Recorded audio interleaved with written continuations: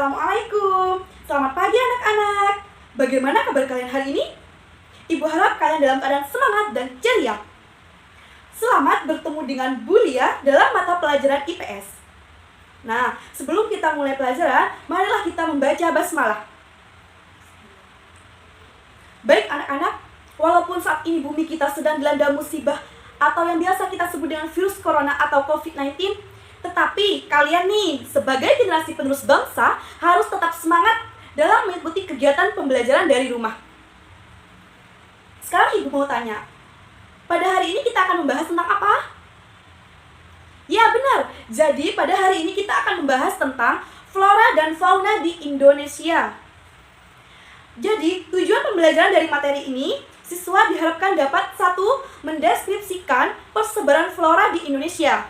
Yang kedua, mengidentifikasi karakteristik flora yang ada di Indonesia.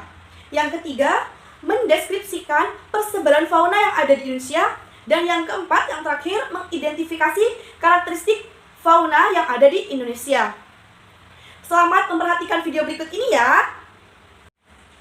Indonesia memiliki keanekaragaman flora dan fauna yang sangat besar.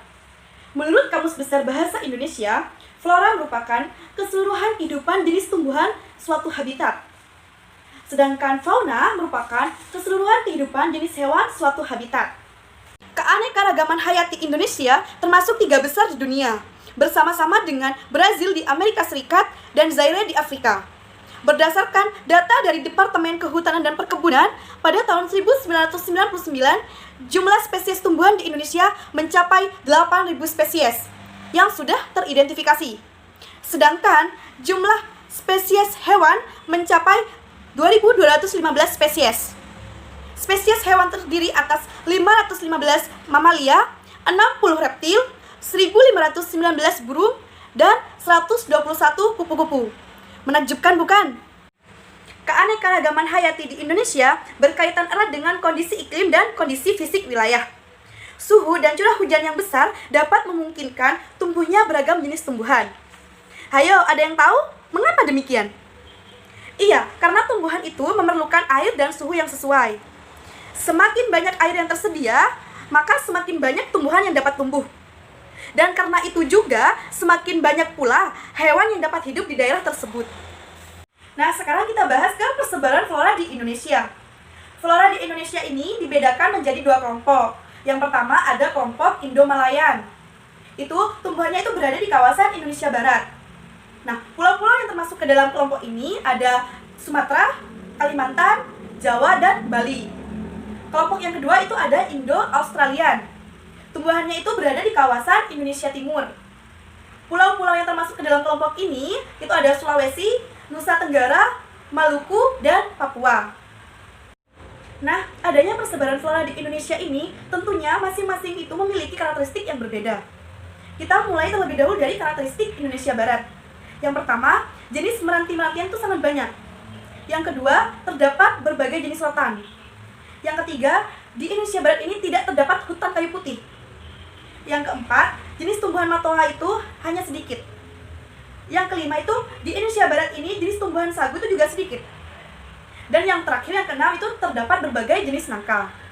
Sedangkan karakteristik di Indonesia Timur, itu yang pertama, jenis meranti-merantiannya itu hanya sedikit. Yang kedua, di sini tidak terdapat berbagai jenis rotan. Nah, dan tetapi di Indonesia Timur ini memiliki hutan kayu putih atau terdapat hutan kayu putih. Yang keempat itu terdapat berbagai jenis tumbuhan matoa, khususnya itu di daerah Papua. Dan yang kelima ini banyak terdapat tumbuhan sagu di Indonesia Timur. Tetapi di Indonesia Timur ini tidak terdapat jenis nangka. Adanya keanekaragaman flora di Indonesia ini menyebabkan atau mengakibatkan Indonesia ini juga kaya akan faunanya. Bagaimana persebaran fauna di Indonesia? Mari kita simak penjelasan berikut ini. Di tahun 1856, seorang penjelajah dan ahli ilmu alam berkebangsaan Inggris bernama Alfred Russel Wallace menyatakan bahwa di Kepulauan Indonesia dihuni 2 fauna yang berbeda, yaitu kawasan barat dan kawasan timur. Namun, batas kedua kawasan tersebut masih kabur, hingga akhirnya Wallace mendapati hewan yang ada di Pulau Lombok berbeda dengan hewan-hewan yang ada di Pulau Bali. Walaupun secara geografis, letak Pulau Lombok dan Pulau Bali tersebut saling berdekatan.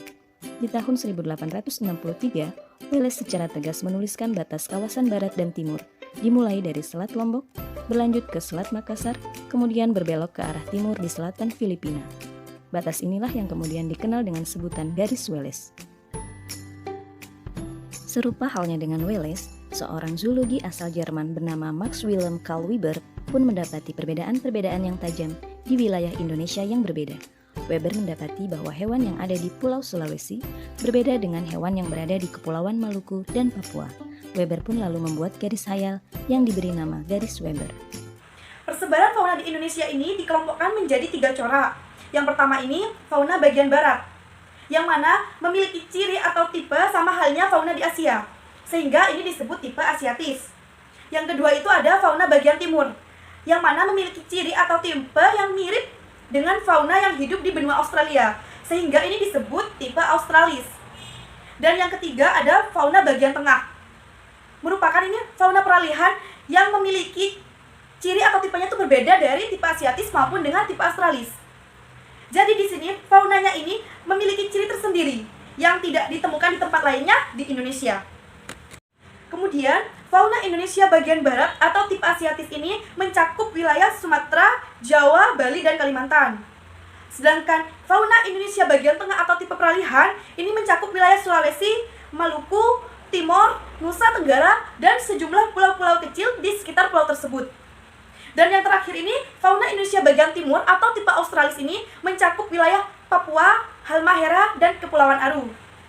Nah, sekarang kita akan beralih kepada karakteristik fauna di Indonesia.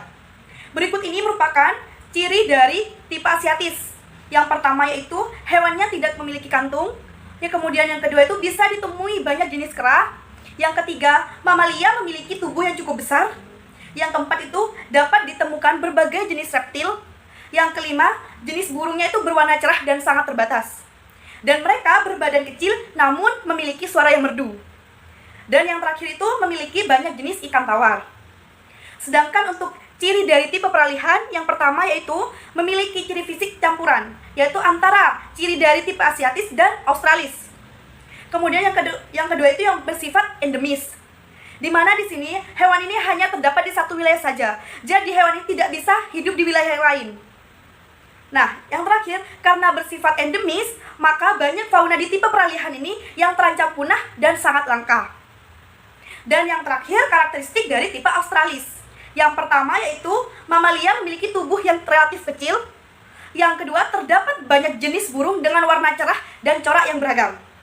Kemudian yang ketiga, tidak ditemukan kera di hutannya. Jadi di tipe Australis ini tidak ditemukan kera. Berbeda dengan yang di Asiatis. Di Asiatis itu kan ditemui banyak jenis kera. Kemudian memiliki banyak binatang yang berkantong. Dan memiliki jenis ikan air tawar yang terbatas.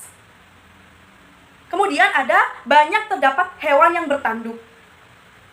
Sekarang kita ke pembahasan jenis-jenis fauna di Indonesia. Beberapa jenis tipe Asiatis. Yang pertama itu jenis mamalia. Ada gajah, badak bercula satu, rusa, harimau, orangutan, dan lain-lain. Kemudian ada jenis reptilianya, seperti biawak, kura-kura, kadal, ular, tokek, dan lain-lain. Dan juga ada jenis burung, seperti burung jalak, merak, burung hantu, elang bondol, dan lain-lain. Kemudian ada jenis ikan, seperti mujair, arwana, dan pesut. Dan yang terakhir ada jenis serangga, yaitu dari berbagai jenis kupu-kupu dan kumbang. Kemudian jenis-jenis dari tipe peralihan. Jenis mamalianya itu ada babi, anoa, rusa, tapir, sapi, dan lain-lain.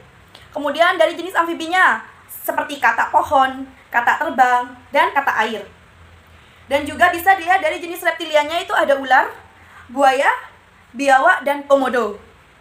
Dan yang terakhir dari jenis burung, burung dewata, kakak tua, nuri, dan lain-lain. Dan juga dari jenis fauna tipe Australis. Dari jenis mamalianya ada kanguru, ada wallaby, koala, beruang, dan lain-lain. Kemudian jenis reptilianya ada buaya, ada biawak, ada ular, kadal, dan kura-kura. Dan yang terakhir dari jenis burungnya ada burung kakak tua, burung beo, burung cendrawasih, burung nuri, burung kasuari, dan lain-lain. Atau kalian bisa perhatikan gambar di samping. Nah, sekarang anak-anak coba kalian perhatikan gambar peta persebaran fauna di Indonesia di samping. Nah, berikut ini merupakan contoh fauna Indonesia bagian barat atau tipe Asiatis. Itu terdapat gajah. Gajah itu ditemukan di Sumatera.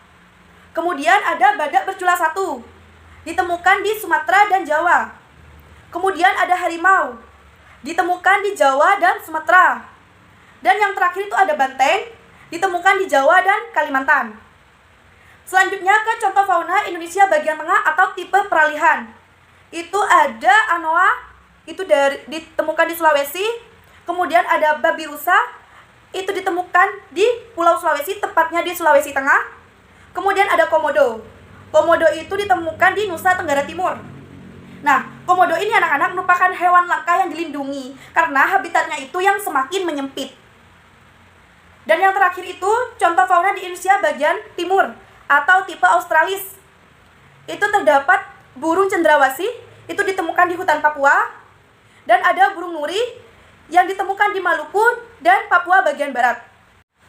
Nah, itu tadi materi tentang flora dan fauna di Indonesia. Anak-anak, sudah tugas kita sebagai warga negara Indonesia yang baik dan taat kepada hukum untuk menjaga kelestarian alam dan keberlangsungan fauna di Indonesia. Jangan sampai nih mereka punah sehingga generasi selanjutnya hanya bisa melihat satwa langka ini di buku dan fosil yang sudah ada di museum. Jangan lupa dipelajari kembali ya, dan semoga bermanfaat. Terima kasih anak-anak atas perhatiannya. Kurang lebihnya mohon maaf. Wassalamualaikum warahmatullahi wabarakatuh.